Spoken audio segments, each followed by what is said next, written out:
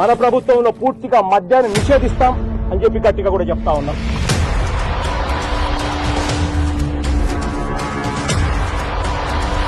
और एक बड़ी खबर मिल रही है, आंध्र प्रदेश में शराब घोटाले की जांच लगातार चल रही है. Irregularities in the liquor sale. The 3,200 crore liquor scam.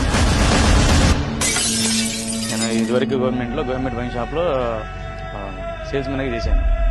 ఆ బ్రాండే అసలుకి ఫేక్ మన స్టేట్ లో. ఇది స్పిరిట్ కల్తీ కాకపోతే పేగులు ఎందుకు బొగ్గు మాట్లాడండి. జనాల్ని చంపకు తినేస్తున్నాడు, హాస్పిటల్ పాలు చేస్తున్నాడు.